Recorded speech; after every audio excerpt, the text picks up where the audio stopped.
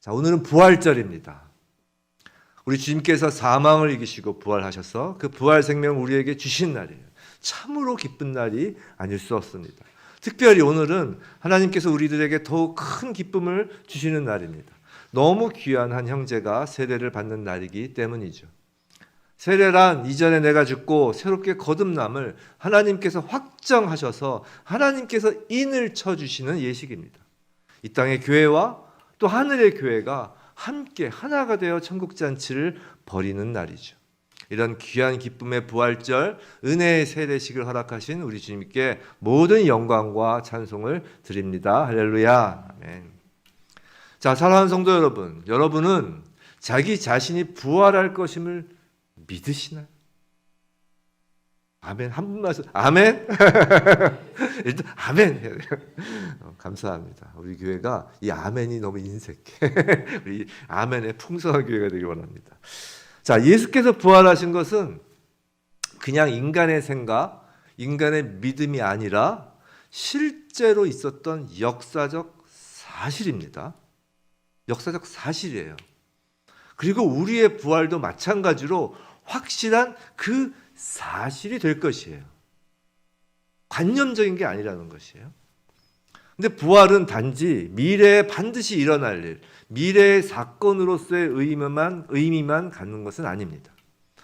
히브리서 11장 1절에 믿음은 바라는 것의 실상이요 보이지 않는 증거라는 그 유명한 말씀처럼 우리가 부활을 믿음으로 우리 삶의 부활의 실상, 부활의 증거가 드러나는 것이에요. 즉 참으로 예수 그리스도를 믿어 거듭난 자에게는 예수 부활의 능력, 예수 부활의 생명이 지금 여기서 현재의 삶에서 드러난다라는 말입니다. 예수께서 하나님께서 오늘 이제 예수님께서 직접 부활에 관하여 하신 복음서 말씀을 우리에게 주십니다. 예수께서 직접 부활에 관한 말씀은 별로 없어요. 오늘 본문이 거의 유일해요. 나머지는 부활한다는 말씀만 하셨지 부활을 설명하신 건 오늘 본문입니다. 이 말씀은 부활절이 단지 2000년 전 예수 부활의 역사적 사실을 기억하고 기념하는 것에 머물지 않고 앞으로 언제가 될지는 알 수 없지만 정확한 일시는 알 수 없지만 확실하게 일어날 우리 자신의 부활 사건을 소망하는 것, 그것에 머무는 것이 아니라 현재 이 땅을 살아가는 우리 삶에서 부활이 어떤 의미, 어떤 능력, 어떤 생명력을 가지는 것인지를 하나님께서 알려주시는 것입니다. 부디 오늘 부활절에 이렇게 부활 예배 드리시는 성도님들, 그리고 오늘 세례를 받으시는 형제님 모두에게 현재 이 땅에서부터 부활의 능력, 부활의 생명력이 충만히 임하길 주님의 이름으로 축원합니다. 아멘. 오늘 기쁜 날이에요. 우리에게 부활 능력을 주신 날이에요. 힘을 탁 내서. 자, 오늘 본문은 사두개인들과 예수님 사이에 벌어진 부활 논쟁으로 알려진 매우 유명한 장면입니다. 좀 웬만큼 교회를 다니신 분들, 좀 성경을 보신 분들은 이 장면은 다 아실 거예요. 근데 오늘 장면을 보기 전에 먼저 그 전 장면을 좀 봐야 되겠어요. 마태복음 22장 15절부터 22절까지 말씀이에요. 산지교회 주일설교는 성경책을 지참하셔야 됩니다. 그래서 22장 바로 앞이에요. 22장 15절부터 23절까지죠. 그죠? 보시면 가이사에게 세금을 바치는 것에 대한 문제죠. 이것도 유명한 장면이죠. 바리새인들이 이제 예수를 올무에 걸리게 하려고 가이사에게 세금을 바치는 것이 옳습니까? 아닙니까? 라고 이제 질문을 하는 장면입니다. 만약 세금을 내야 한다고 하면 당시 로마 황제인 가이사의 그 과중한 세금으로 고통받던 유대인들로부터 예수는 배척을 받을 것이고 또 예수님께서 만약 세금을 내지 말아야 한다라고 또 하면 로마에 대한 반역죄가 되는 것이기 때문에 고발당할 빌미를 제공하게 되는 것이에요. 이런 곤란한 질문을 하는 것이죠. 바리새인들이 올무에 걸리게 하려고, 덫에 걸리게 하려고 질문을 하는 것이에요. 근데 이에 대한 예수님의 대답은 그런 어떤 올무, 그런 곤란한 상황과는 아예 차원이 다른 아주 본질적인 문제를 다루고 계신 거예요.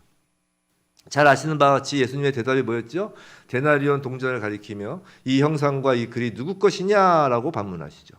그리고 그 유명한 말씀 가이사의 것은 가이사에게 하나님의 것은 하나님께 바치라라고 합니다. 뭐 이것은 교회를 좀 안 다녀보신 분들도 다 아시는 말씀, 그 유명한 말씀이죠. 가이사의 것은 가이사에게 하나님의 것은 하나님께 내 것은 내게 뭐 이런 식으로 다 이렇게 아는 얘기입니다. 자, 여기서 눈에 띄는 단어는 그 데나리온 동전을 가리키며 말씀하셨던 이 형상이라는 거예요. 이 형상. 데나리온 동전에는 가이사의 형상이 그려져 있었죠. 이 형상이란 단어가 중요해요. 하나님은 본래 사람을 누구의 형상으로 창조하셨죠? 바로 하나님의 형상입니다. 이 단어예요. 근데 죄에 빠진 사람은 그 하나님의 형상을 잃었습니다. 그럼 형상을 잃은 것으로 끝일까요? 아니라는 것이에요. 다른 형상을 입었습니다. 바로 가이사의 형상을 입은 것이에요. 자, 무슨 말인지 설명을 드리겠습니다. 형상이란 영어로 이미지예요. 이미지. 예를 들어 광화문의 이순신 장군 동상을 보면 누가 떠올라야 되죠? 당연히 이순신 장군이 떠올라야 돼요. 이순신 장군을 보면서 세종대왕을 떠올리거나 자기 자손을 떠올리면 그건 좀 이상한 거예요. 그죠? 이순신 장군 동상을 보면 이순신 장군을 떠올려야 되는 것이죠. 마찬가지로 원래 사람을 보면 하나님을 떠올려야 하는 것이었습니다. 그런데 더 이상 사람을 보면 하나님이 떠오르지 않는 거예요. 사람을 보면 그저 그 사람만 떠올리는 거예요. 그 사람만 보이는 거예요. 즉 각 사람이 그저 자신만 드러내는 것입니다. 그것을 다른 말로 하면 모든 이가 스스로 왕으로 사는 것이에요. 각자의 소견대로 사는 것이라는 게 바로 그것입니다. 요한계시록에서 말하는 심판받을 세상의 왕들이란 다름 아닌 내가 왕인 모든 자들인 것이고 가이사는 그 왕들을 대표하는 것이에요. 왕의 형상을 보이는 것은 왕의 것입니다. 왕에게 돌려주는 게 맞아요. 가이사의 것은 가이사에게 돌아가는 것이 맞습니다. 내가 왕인 내 삶은 그렇게 나의 것이고 결국엔 나에게 돌아가는 것이 맞아요. 삶의 주인이 나인 사람은 결국 모든 삶의 모든 것, 모든 책임이 돌아가는 주체가 되는 것이에요. 그런데 하나님과 분리되어 이렇게 스스로 왕이 된 사람을 성경은 죄인이라고 하죠. 그리고 죄의 삭은 사망이라고 합니다. 결국 가이사의 것으로 가이사에게 돌아간다는 것은 모든 그 책임, 모든 삶이 사망, 죽음에 속하게 된다는 것이에요. 반대로 하나님을 왕으로 모시는 사람은 나라는 가이사의 형상이 더 이상 아니라 하나님의 형상을 갖는 것이에요. 그 사람을 보면 그 사람이 떠오르는 것이 아니라 하나님이 떠오르게 되는 사람입니다. 하나님의 형상이기에 하나님의 것이에요. 그의 삶 모든 것이 하나님께로 돌아가는 것입니다. 삶의 모든 것, 모든 책임이 돌아가는 주체가 나가 아니라 하나님이신 거예요. 그런데 하나님께는 죽음이란 없죠. 하나님은 생명의 원천이시죠. 성도 여러분, 그리스도인이란 바로 그리스도의 형상이 드러나는 사람을 말하는 것이에요. 죄에 속하였던 나라는 형상, 내가 왕이었던 형상은 십자가에서 죽고 새로운 형상, 창조 본래의 목적인 하나님의 형상으로 새로 태어난 사람을 그리스도인이라고 하는 것입니다. 이것이 거듭남이며 이것이 이전의 것이 죽고 새롭게 부활 생명에 속하게 된 그리스도인의 정체성이에요. 이 땅에서 하나님의 형상으로 살아가며 하나님께 속한 자로 궁극적으로 하나님께로 돌아갈 사람이 바로 저와 여러분인 것을 믿으시기 바랍니다. 할렐루야. 예수님은 바리새인들에게 되묻고 있는 것이에요. 너희는 누구에게 돌아갈 것이냐? 너희는 누구에게 돌아갈 자들이냐? 너희는 누구의 형상을 보이는 자들이냐? 라고 말이죠. 바리새인들은 아무 말도 못하고 물러갔지만 예수님의 그 질문에 이제 우리는 대답할 수 있는 것이에요. 우리는 가이사의 형상을 띠는 사람들이 아니라 우리는 하나님의 형상, 예수 그리스도의 형상을 지니며 하나님께로 돌아갈 사람들인 것입니다. 할렐루야. 자, 이제 바리새인들이 예수를 올무에 거는 일에 실패하자 이번에는 평소 바리새인들과 경쟁 관계였던 사두개인들이 오늘 본문에서 이제 나서는 거예요. 사두개인들이 누군지에 대하여 간략히 설명하면 사두개인들은 부유한 귀족들이었고 지배계급에 속한 자들이었습니다. 이 사두개인들은 모세오경, 즉 창세기, 출애굽기, 레위기, 민수기, 신명기 이 5권만을 성경으로 인정했어요. 그래서 바리새인들과는 신학적으로 적대관계에 있었는데 바리새인들은 부활을 인정하는데 반면 사두개인들은 이 모세오경의 부활에 대해서 직접적으로 언급되지 않았다는 이유로 부활을 믿지 않았습니다. 지금 바리새인들이 예수를 올무에 걸리게 하는 일에 실패하자 이제 사두개인들은 이제 그들을 비웃는 거예요. 그거 봐라, 니들 꼴 좋다. 그러면서 이제 자신만만하게 자기네들이 나타나는 것이죠. 그리고 자신들이 가장 자신 있어 하였던, 늘 자신 있어 하는 부활에 대한 질문을 던지는 것이. 그게 오늘 보면 24절부터 28절입니다. 우리 읽었으니까 다시 읽지는 않겠어요. 24절부터 27까지 질문은 부활에 대해서 논쟁할 때 사두개인들이 항상 이용하던 질문이었어요. 사두개인들의 이 질문은 자신들이 금과 옥조처럼 여기는 모세 율법과 연관이 된 내용이에요. 뭐냐면 신명기 말씀에 사람이 후사가 없이 죽으면 그 미혼 형제가 그 동생이 그 미망인과 결혼하여 자녀를 낳아야 한다고 신명기에 율법으로 정해져 있었기 때문이죠. 이 신명기 율법은 당시 시대에서 당연히 필요한 것이었어요. 근데 만일 부활이 있다면 이런 경우 부활한 여인은 누구의 아내여야 하는지 인간의 이성으로는 대답하기 어렵죠. 대답할 수 없죠. 그렇기 때문에 결국 부활이란 있을 수 없다라는 것이 그들의 일관된 논리였던 것입니다. 그런데 예수님의 대답은 매우 단호합니다. 29절이죠. 29절 우리 다시 한번 읽어볼까요? 시작. 예수께서 대답하여 이르시되 너희가 성경도 하나님의 능력도 알지 못하는 거로 오해하였도다.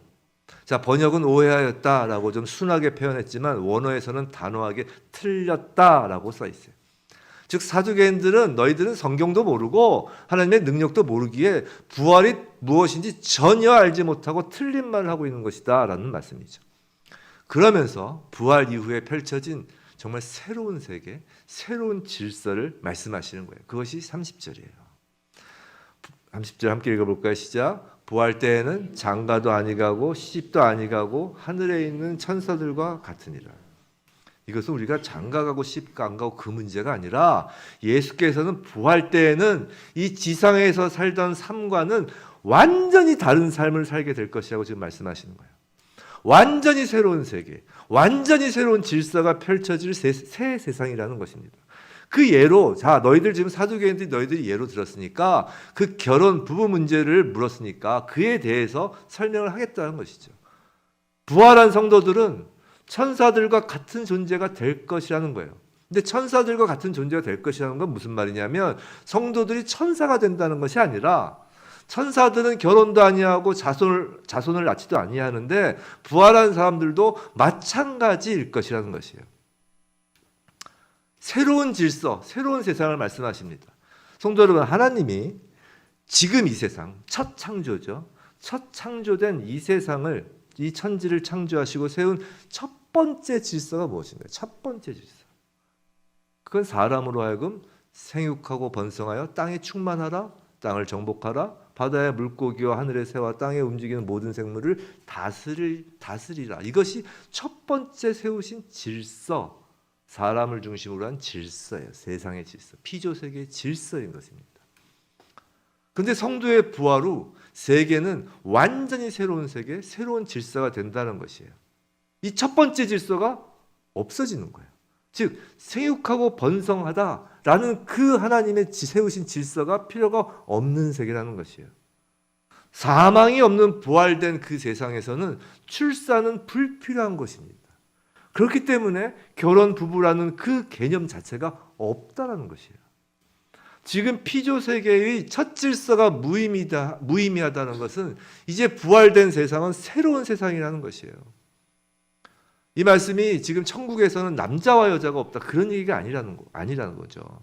어떤 성적인 차이를 폐지하고 사망 후에는 어떤 남자 여자 그런 것이 남자 여자가 사라질 것이다라는 얘기가 아니라는 것이에요. 예수께서 강조하시는 건 부활하여 살게 될 천국은 현재 생활의 연장이라고 생각하지 말라는 것입니다. 아직 첫 창조 세계에 살고 있는 우리의 머리로는 도저히 이해될 수 없는 그 세계이죠. 근데 부활에 관해서 정말 중요한 것은 부활 후의 삶이 어떨 것인지, 오늘의 예처럼 누구의 배우자인지 그런 것이 아니라는 것이에요. 부활에서 정말 중요한 것은 누구의 부활인가 여부입니다. 그것이 오늘 본문 31절, 32절이에요. 31절 죽은 자의 부활을 논할진대 라고 하시죠. 자, 이 말은 이거예요. 너희가 지금 죽은 자의 부활을 말하고 있는 거야. 너희는 보통 일반적으로 죽게 되는 모든 사람들, 그 사람들의 부활에 대해서 너희는 지금 말하고 있는 것인데 32절 나는 아브라함의 하나님이요 이삭의 하나님이요 야곱의 하나님이로다 하신 것을 읽어보지 못하였느냐? 하나님은 죽은 자의 하나님이 아니요 살아있는 자의 하나님이시니라 하시니라. 그런데 정말 중요한 것은 죽은 자의 부활이 아니라 산 자의 부활이 중요한 거야 라고 지금 말씀하시는 거예요. 즉 이런 거예요. 마지막 모든 사람이 마지막 날에 부활합니다. 근데 성경에 기록되어 있는 거예요. 요한계시록에 기록되어 있는 거예요. 마지막에 모든 사람은 부활합니다. 사도행전에도 기록이 되어 있어요. 의인뿐만 아니라 악인도 부활합니다. 근데 그 부활은 두 종류로 구분되는 것이죠. 심판의 부활과 생명의 부활로 구분되는 것입니다. 가이사의 것은 가이사에게, 하나님의 것은 하나님께로 돌아가는 거예요. 심판의 부활은 가이사의 것으로 돌아가는, 즉 죄의 삭신 죽음과도 같은 불못에 던져지는 부활입니다.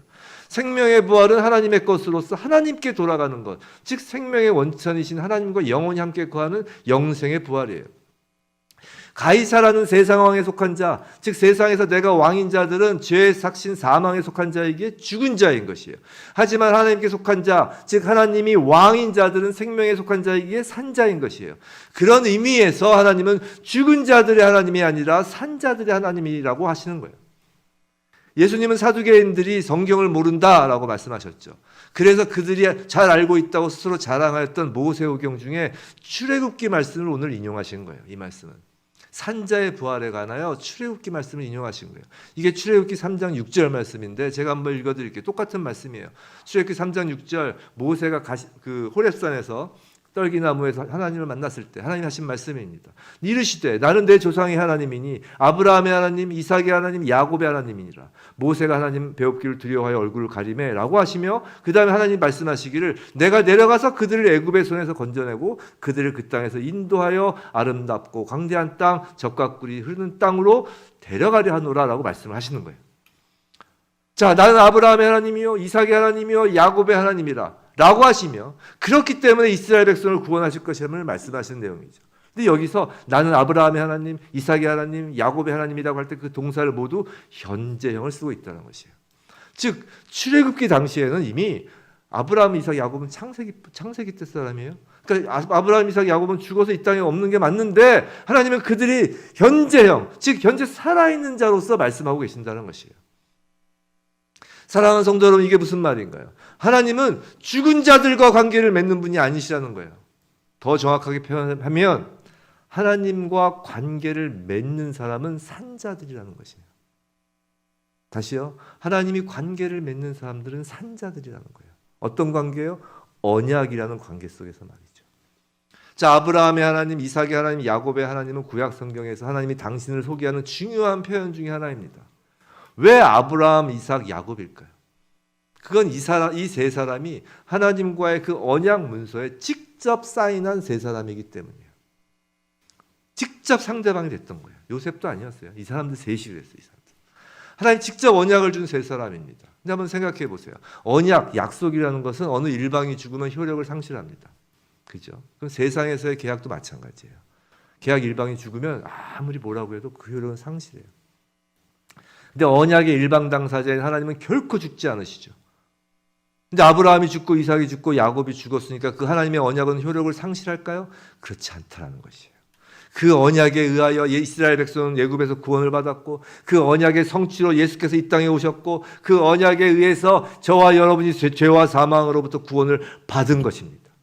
아브라함, 이삭, 야곱은 죽지 않고 산 자인 것이에요. 하나님의 언약 안에 들어온 자는 결코 죽은 자가 아니라 산 자라는 것이에요.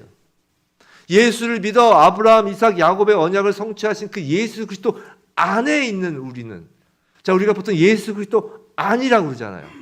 예수 그리스도는 언약의 성취시거든요. 우리가 예수 안에 있다는 것은 바로 그 언약 안에 있다는 것이에요. 그렇다면 우리는 산자이고, 특별히 오늘 세례를 통해 그 언약 안으로 들어오게 된 형제님은 이제로부터 영원히 산자가 되는 것입니다.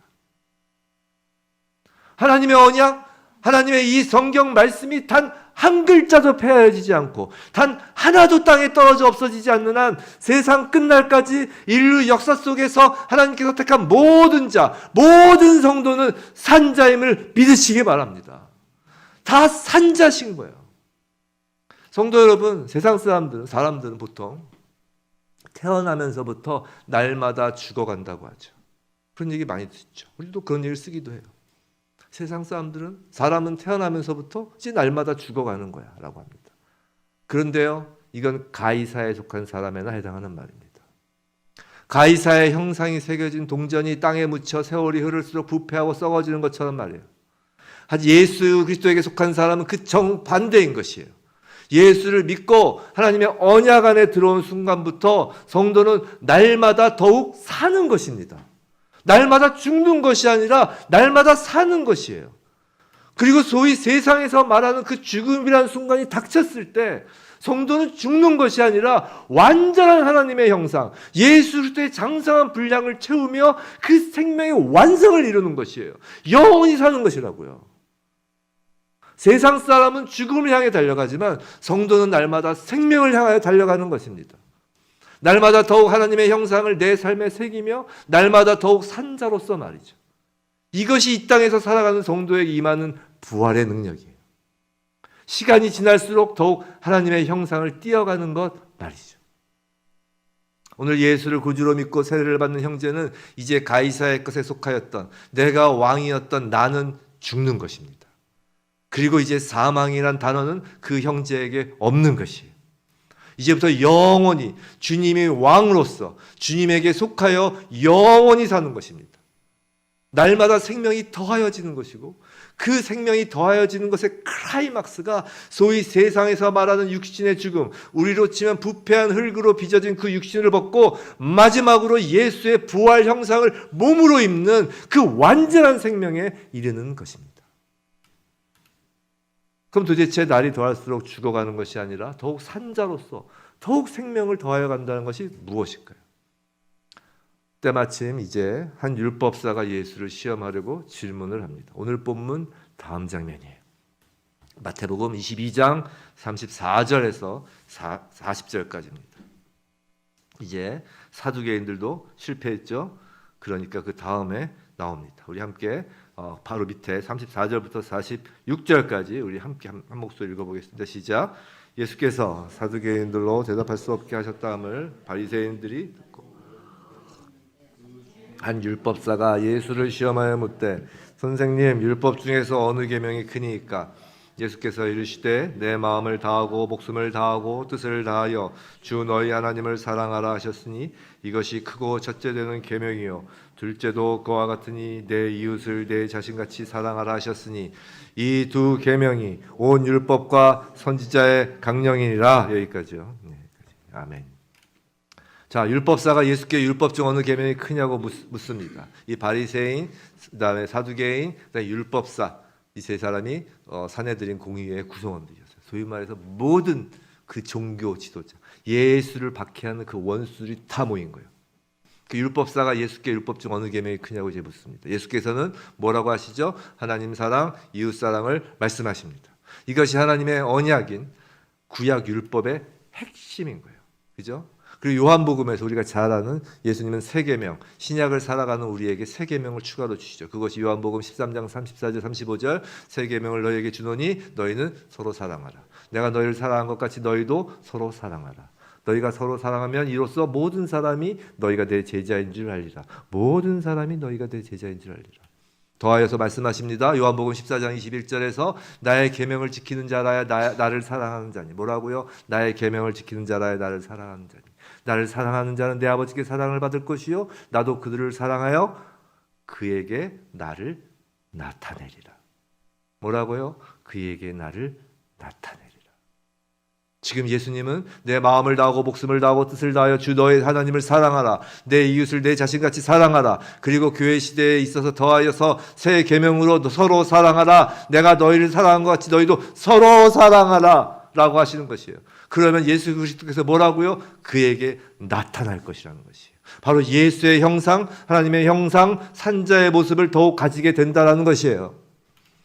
사랑하는 성도 여러분, 우리는 날마다 죽어가는 것이 아니라 어제보다 오늘, 오늘보다 내일 더욱 하나님을 사랑하고 오늘보다 더욱 이웃을 사랑하며 오늘보다 내일 더욱 우리 서로 사랑함으로 날마다 산자로서 하나님의 호흡, 하나님의 생기를 더하는 것이에요.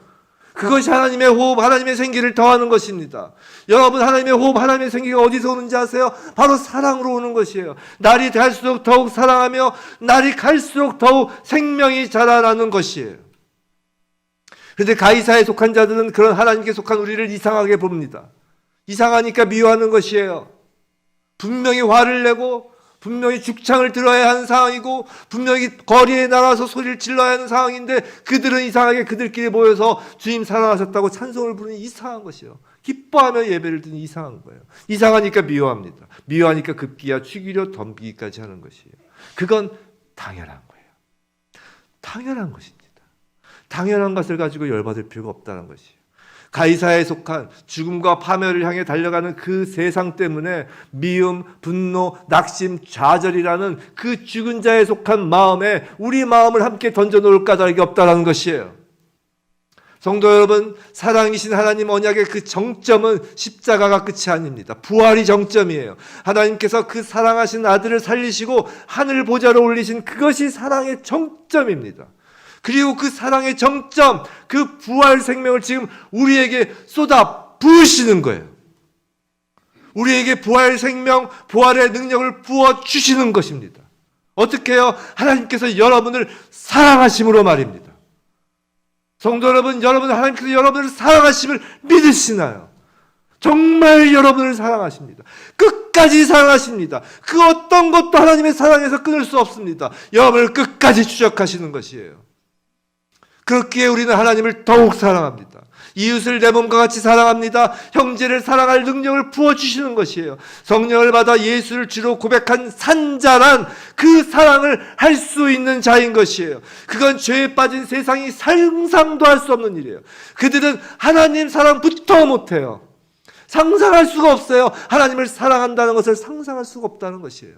우리가 하나님을 사랑하는 걸 상상할 수가 없어요. 완전히 다른 세계인 것입니다. 내가 왕이어서 나를 가장 사랑하는 세상 사람의 인간의 본성으로는 할 수 없는 사랑이기 때문이에요. 근데 부활의 능력을 입은 그리스도의 형상을 드러내는 성도는 이 땅에서부터 세상과 완전히 다른 세계, 세상과 완전히 다른 질서 가운데 살 수 있다는 것이, 그것이 부활의 능력인 것이에요. 성도 여러분, 사탄은 우리를 다시 가이사의 것으로 돌려보내려고 온갖 방법을 취합니다.